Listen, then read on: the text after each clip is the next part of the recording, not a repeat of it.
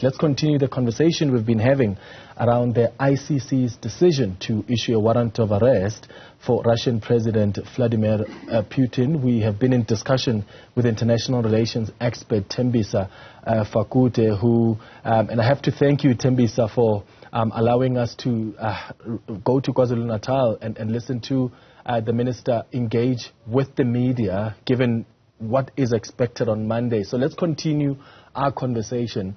I think it's one thing for the ICC to go after people. It's another for those people to end up in court. And I've just been thinking, what are the chances that Putin will face the court, given how several leaders have escaped that? And I want us to bring it back to South Africa now, because this warrant of arrest puts South Africa as the chair of BRICS in a difficult position, doesn't it? Because we're still a full member of the ICC. So is South Africa compelled to arrest President Putin if he decides to attend the upcoming BRICS summit in South Africa? We didn't do it with Omar al-Bashir.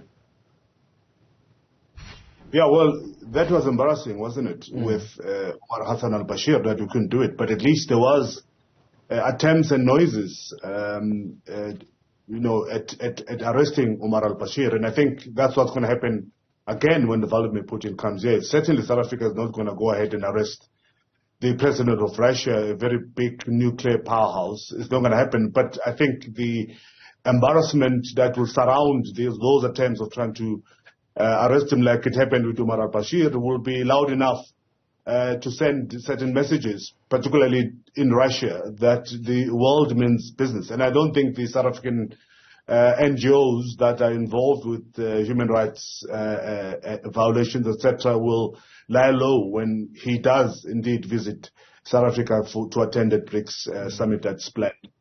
But do you think South Africa will take that risk of being found wanting by the courts again? And also, is their position clear, Thembisa? Because in 2016, government first submitted its intention to pull out from the ICC after the court found that it's failed in its responsibility to international justice by not arresting the former Sudanese president when he was in South Africa.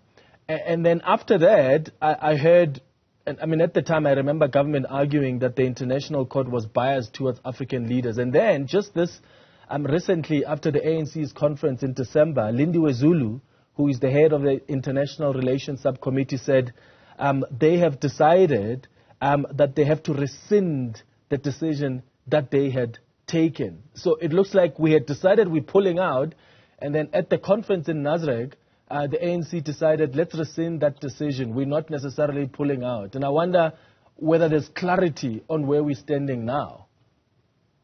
Well, there's clarity on where we're standing now.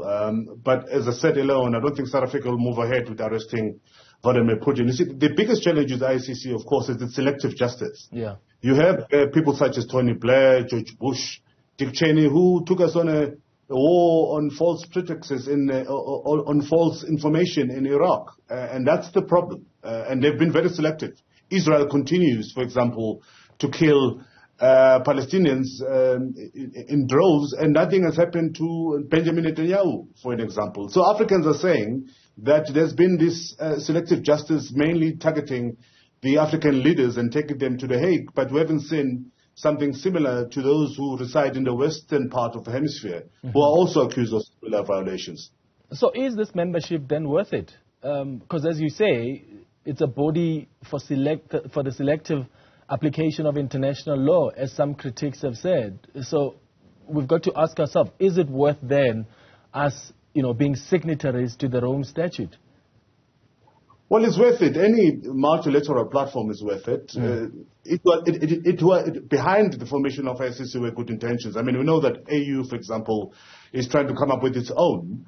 But it is something very, very important to have ICC, and the reasoning behind it was good. It's part of multilateralism, and South Africa is one of those countries that encourages multilateralism. The problem, of course, is that the application of and the arrest and warrant of arrest that have been issued so far have not been targeting those people that deserve to be in The Hague, particularly such as Tony Blair, and that, unfortunately, has brought in some kind of criticism and doubt on whether the ICC is really just or will continue applying its law in other parts of the world, except outside Africa. That is. It was interesting watching even how the U.S. has responded. They're not signatory to the statute, but you see them now even welcoming this decision by the ICC, when in fact in the past they've issued warnings to the ICC should they try and come after their leaders.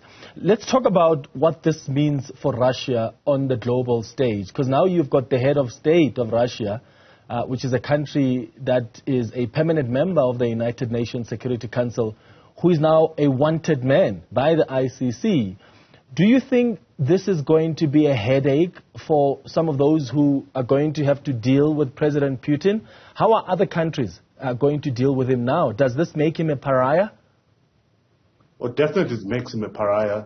The politics surrounding it and the embarrassment that's going to come with this warrant of arrest is going to be quite huge.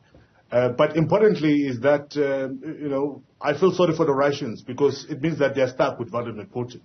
He is unlikely to leave power, because he knows that if he doesn't, our chances are he might just go to The Hague.